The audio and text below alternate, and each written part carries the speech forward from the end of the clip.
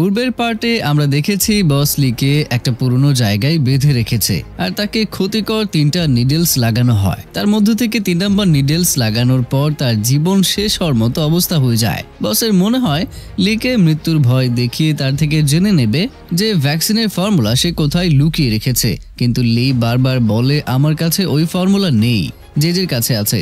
কিন্তু তবুও তাকে 3য় নিডলস লাগানো হয় আর তার অবস্থা একদমই খারাপ হয়ে যায়। তো এই পার্টের শুরুতে বস তো বিরক্ত হয়ে যায় আর বলে এটা কে যে এত কষ্ট দেওয়ার পরেও বলে না প্লিজ আমাকে ছেড়ে দাও। তারপর তারা লিকে মরার জন্য সেখানে রেখে ফেলে চলে যায়।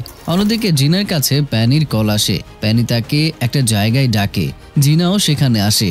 তখন প্যানি তাকে বলে লিকে বাঁচানোর জন্য শুধু একটাই রাস্তা আছে, তুমি যেভাবে পারো ওই ফর্মুলা খুঁজে আনো। জিনা তো আপসেট হয়ে যায় আর বলে যে কোথা থেকে আমি আনবো সেই ভ্যাকসিনের ফর্মুলা। অন্যদিকে জেজে আর অ্যান্ড্রুকে দেখানো হয়। তখন অ্যান্ড্রুর কাছে তার অ্যাসিস্ট্যান্টের কল আসে আর সে বলে আমি একটা সায়েন্টিস্টকে খুঁজে বের করেছি যে এই ফর্মুলাকে ডিকোড করতে পারবে। অ্যান্ড্রু তাড়াতাড়ি ওই লোকের সাথে দেখা করতে যায় যার নাম হচ্ছে ফ্রেডি। তারপর সে ওই ফর্মুলার উপরের ব্লুপ্রিন্ট দেখে বলে এটাকে ডিকোড করতে আমার 1 মাস সময় লাগবে, কারণ আমার মনে হচ্ছে এটা অনেক জটিল। অ্যান্ড্রু তখন বলে ঠিক আছে, কিন্তু ততদিন পর্যন্ত আপনাকে এই হোটেলেই থাকতে হবে, এখান থেকে আপনি বাইরে যাবেন না।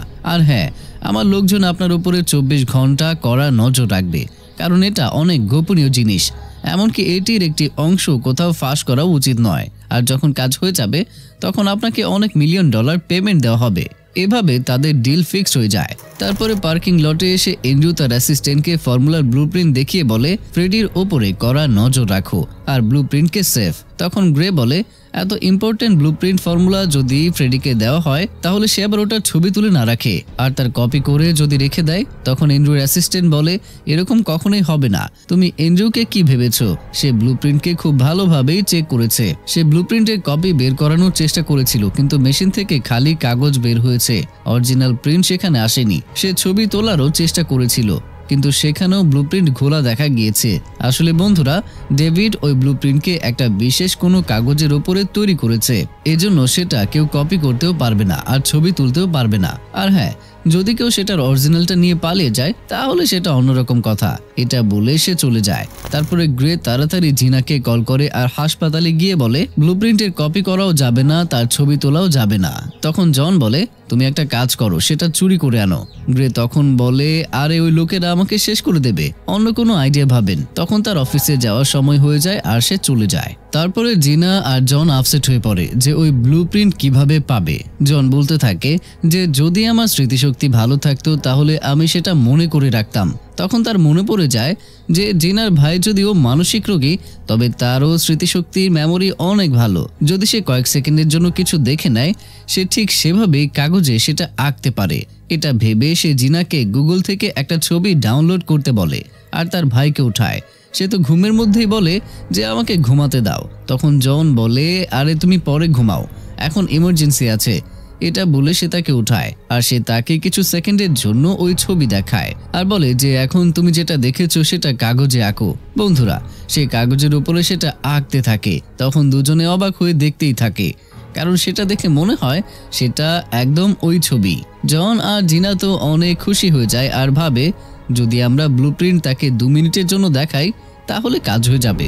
অন্যদিকে নাথান স্পেশাল আর পারমিশনের জন্য রিলিজ হয়ে যায়। তারপর সে বাসায় এসে অ্যান্ড্রুকে দেখে রেগে যায় আর বলে বাবা সে আমাদের বাসায় কি করছে? চেয়ারম্যান তখন বলে হয়তো তুমি ছাড়া পেয়ে গেছো, কিন্তু তোমার শাস্তি তো 6 বছরের, এজন্য যতদিন 6 বছর শেষ না হয়ে যায় ততদিন তুমি বাইরে গিয়ে থাকো, 6 বছর পর এই বাসায় এসো।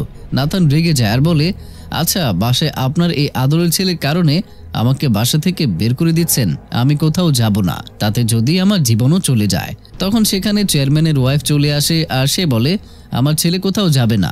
চেয়ারম্যান তাদের কথায় বিরক্ত হয়ে আরো চিৎকার করতে থাকে। ঠিক তখন তার শরীর খারাপ হতে শুরু করে। সবাই অনেক ভয় পেয়ে যায়, কিন্তু তার ওয়াইফ তো হাসি দেয় আর এটা নাথানও নোটিশ করে। তারপর ডাক্তারকে ডাকা হয়। ডাক্তার তাকে দেখে বলে ভয় পাওয়ার কোনো কারণ নেই, তার একটু বিশ্রাম নেওয়ার প্রয়োজন আছে। তারপর পিএ তাকে চেয়ারম্যানের ওষুধগুলো দেখায়। তখন ডাক্তার বলে এই ওষুধ খেলে তো তার ব্লাড প্রেসার স্টেবল হওয়া উচিত, তাহলে তার শরীর খারাপ কেন হচ্ছে? এখানে তো চেয়ারম্যানের ওয়াইফ ছাড়া কেউই জানে না যে সে মেডিসিনগুলো চেঞ্জ করে দিয়েছে। তারপর অন্যদিকে লিকে দেখানো হয় যে তার চোখ খুলেছিল। আসলে প্যানি তাকে তৃতীয় নিডেলস ভালোভাবে লাগায়নি, যার জন্য লি এখনো জীবিত আছে। তখন সে রশিকে বলে, মনে হয় আমরা দুজন এখানেই মারা যাব। কিন্তু লি এই অবস্থায়ও একটা আইডিয়া ভাবে। লি রশিকে বলে, তুমি একটু চেষ্টা করে আমার কাছে আসো। রশিও আসে আর বলে, এখন আমার রশি খুলে দাও। অন্যদিকে প্যানির অ্যাসিস্ট্যান্ট বসকে বলে দেয় যে তৃতীয় নিডেলসের পরেও লি বেঁচে আছে, আর এখন আমাদের তাকে চাকু দিয়ে মেরে ফেলা উচিত, না হলে তার জীবন চলে যাবে না। বস তো শক হয়ে যায় যে এত কিছু করার পরেও লি বেঁচে গেল কিভাবে। তার চোখে একটু ভয়ও ছিল না। তখন প্যানি বলে, বস, লি অনেক ইন্টেলিজেন্ট, যদি আপনি তাকে একটা সুযোগ নেন তাহলে সে ব্লুপ্রিন্ট খুঁজে বের করবে। তখন জিরার্ড ভয় পেয়ে যায় যে এই প্রাণী তো লিকে বাঁচানোর চেষ্টা করছে, আর যদি লি বেঁচে যায় তাহলে যে ফেসে যাবে। তাই সে বসের ব্রেন ওয়াশ করে আর বলে, না না, লিকে মেরে ফেলাই ঠিক হবে বস। তাছাড়াও যদি রশি আমার ব্যাপারে সত্যিটা জেনে যায় তাহলে আমি ফেসে যাব, এজন্য তাকেও শেষ করার প্রয়োজন। তখন বস বলে, তাদের দুজনকে এখানে নিয়ে আসো, আমি সিদ্ধান্ত নেব। অন্যদিকে রশি লির হাতে রশি খুলে দেয়, আর তারা দুজন তো কোনো প্ল্যানও করে ফেলেছে। কন্টেনারের বাইরে বসের লোকেরা পাহারা দিচ্ছিল। একজন লোক এসে বলে, তাদের দুজনকে একটু পানি দিয়ে আসো। যখন সে ভেতরে যায় তারা দুজন এমনভাবে বসে থাকে যেন দেখে মনে হয় তারা এখনো চেয়ারের সাথেই বাঁধা আছে। তারা অনেক ভালো অ্যাক্টিং করে। রশি তখন বলে, প্লিজ, আমার অনেক পানি পিপাসা লেগেছে। তারপরে ওই লোক গিয়ে রশিকে পানি পান করাতে থাকে, আর সুযোগ পেয়ে লি তাকে পেছন থেকে মেরে বেহুশ করে দেয়। তারপরে তার পকেট থেকে ফোন বের করে পুলিশকে কল করে আর বলে, কন্টেনারের মধ্যে গ্যাম্বলিং হচ্ছে, তাড়াতাড়ি আসো। পুলিশও তাড়াতাড়ি সেদিকেই রওনা হয়ে যায়। আর এর মধ্যেই বাইরে থাকা লোকটি ভাবে যে পানি দিতে এত দেরি কেন হচ্ছে, যাও গিয়ে চেক করো। এটা বলে সে দ্বিতীয় আরেকজন লোককে পাঠায়।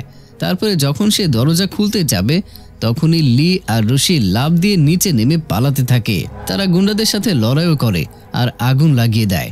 তখনই পেছনে থেকে একটা গাড়ি সেখানে আসে।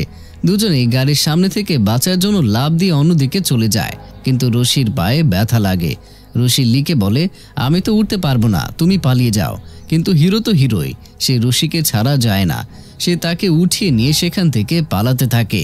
কিন্তু তখনই অন্যদিক থেকে গুন্ডা আসতে শুরু করে। তারা এক জায়গায় লুকিয়ে পড়ে আর মনে করে যে তারা আর বাঁচবে না। কিন্তু তখনই পুলিশের গাড়ির সাইরেন শুনে গুন্ডারা পালিয়ে যায়, আর এভাবে তারা দুজন বেঁচে যায়। বস তখন বলে, এই চ্যাং প্রত্যেক সিচুয়েশনে একজন প্রফেশনালের মতো বেঁচে যায় কিভাবে। প্যানি তখন বলে, চ্যাংকে আমাদের অবমূল্যায়ন করা উচিত নয়। চ্যাং একজন মাইকেল নামে ডেঞ্জারাস গ্যাংস্টারকে ধরিয়ে দিয়েছিল, এজন্য চ্যাংকে শেষ করার বদলে তাকে আমাদের কাজের জন্য ব্যবহার করা উচিত। কিন্তু জিরার তো লিকে মেরে ফেলার জন্য উঠে পড়ে লেগেছে। তখন বস প্যানিকে বলে, তুমি চ্যাংকে খুঁজে আমার কাছে নিয়ে আসো, দেখি সে আমার কোন কাজে আসে। অন্যদিকে আমাদের লিকে দেখানো হয় যে রশির পায়ে পট্টি বেঁধে দিচ্ছিল, যেখানে রশি ব্যথা পেয়েছিল। আর আপনাদের তো মনেই আছে যে রশি একবার লির জীবন বাঁচিয়েছিল। তখন রশি তার পেটে ব্যান্ডেজ করে লিকে বাঁচিয়েছিল, আর এখন লি রশির জীবন বাঁচিয়েছে। রশি তখন বলে, তুমি আমাকে কেন বাঁচাতে চাচ্ছ? আমি তোমাকে কত অত্যাচার করেছি, মনে আছে? লি তখন বলে, তুমি তো তোমার কাজ করছিলে, এর মধ্যে তোমার কোনো ভুল নেই। তোমার পা দুদিনের মধ্যে ঠিক হয়ে যাবে, টেনশন করো না। আমি সত্যি কথা বলছি, আমার কাছে ব্লুপ্রিন্ট নেই, কিন্তু তারপরেও তারা আমার পেছনে পড়ে আছে। এজন্য মনে হয় আমার ওই ব্লুপ্রিন্ট খুঁজে বের করতেই হবে। রশি তখন বলে, প্রথমে তো আমাকে আমার সিনিয়র জিরাটকে কল করতে হবে যে এখানে কি করছে। তখন লিয়ের জিরাটের ওপরে সন্দেহ হয় আর বলে, তোমার কি এখনো তার উপরে ভরসা আছে? তুমি কোথায় আছো, তোমার কি হয়েছে, এসবের জন্য সে একটুও টেনশন করেনি। আমার মনে হয় এসবের মধ্যে তারও হাত আছে। তখন রশি বলে, সে 20 বছর থেকে এনআইএর জন্য কাজ করছে, সে এরকম করতে পারে না। লি বলে, ঠিক আছে, তোমার ইচ্ছে, আমার যা মনে হলো আমি সেটাই বললাম। তুমি শুধু একবার তাকে টেস্ট করে দেখো যে সে তোমাকে কতটা সত্যি বলে আর কতটা মিথ্যা। রশির এই আইডিয়া ভালো লাগে, তাই সে একটা পাবলিক ফোন থেকে জিরাটকে কল করে। জিরাট তখন জেজের পরিবারের সাথে বসেছিল।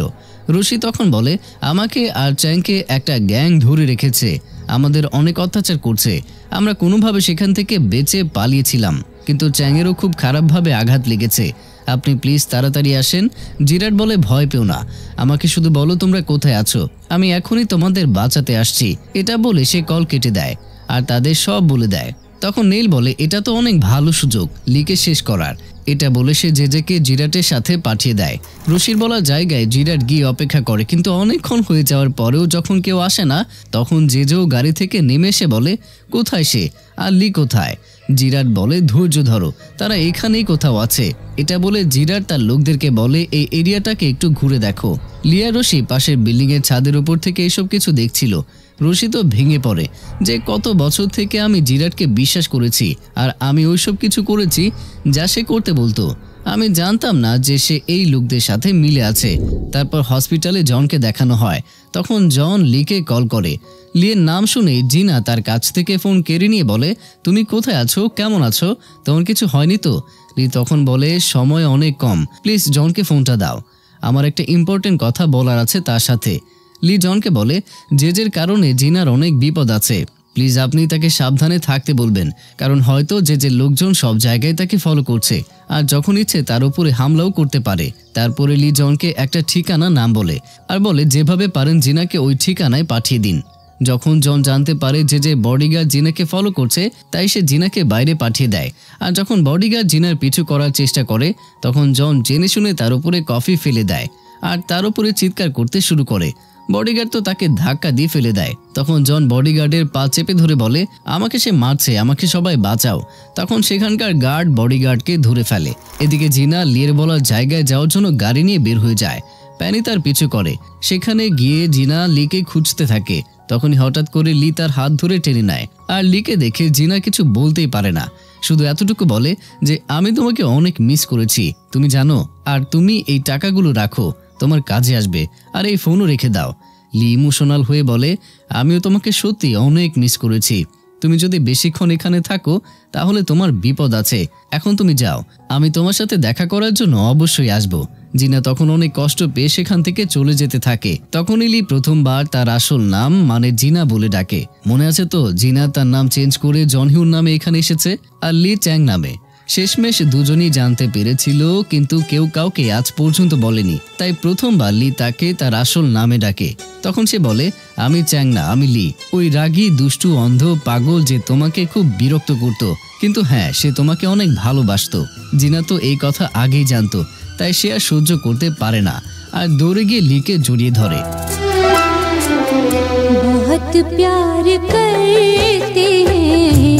আর এরপর তাদের মধ্যে একটা কিসু হয়ে যায়।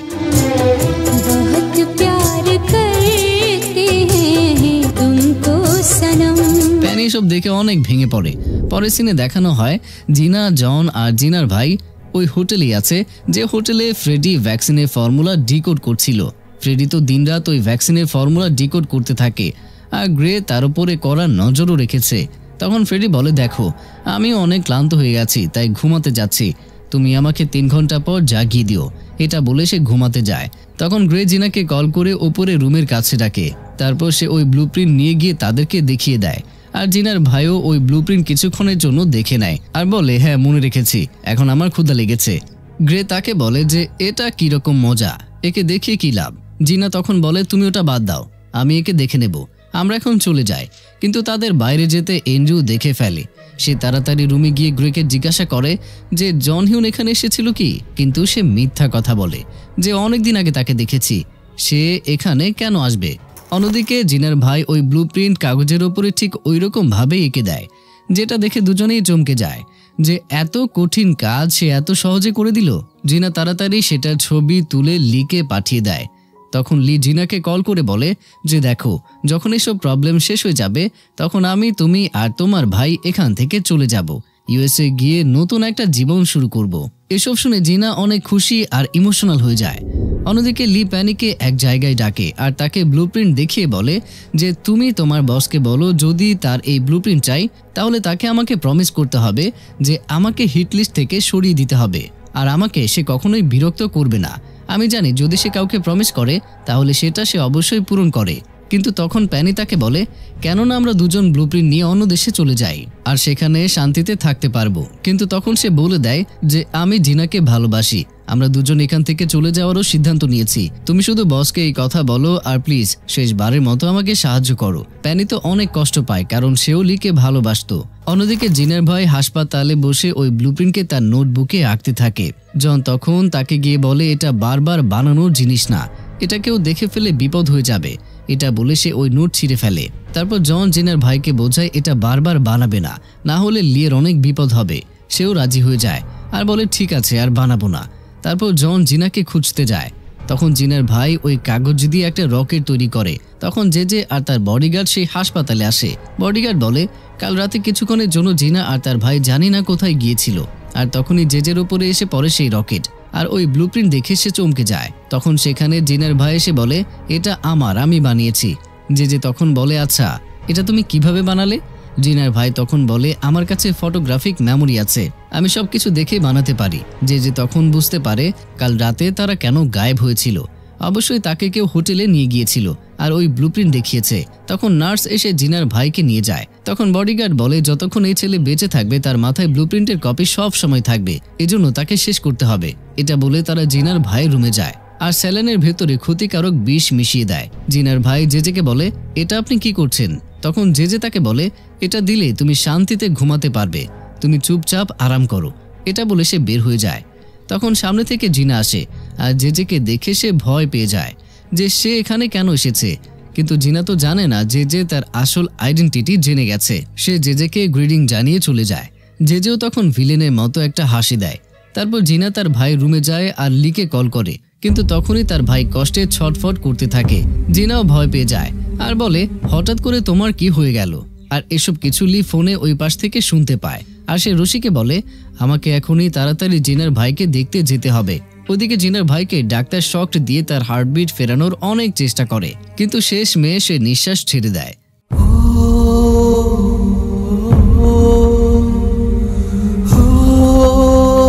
জিনা তো একদম ভেঙে পড়ে আর অনেক কান্না করে।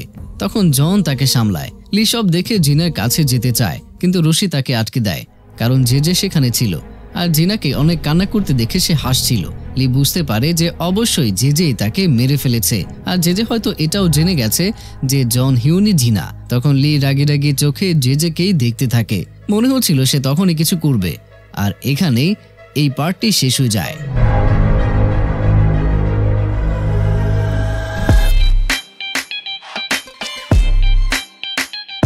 তো প্রিয়জনেরা, কেমন ছিল আজকের গল্পটি সেটা অবশ্যই কমেন্টের মাধ্যমে জানাতে ভুলবেন না। দেখা হচ্ছে পরের ভিডিওতে। ততক্ষণ পর্যন্ত সবাই ভালো থাকুন, সুস্থ থাকুন আর অবশ্যই আমাকে মনে রাখুন।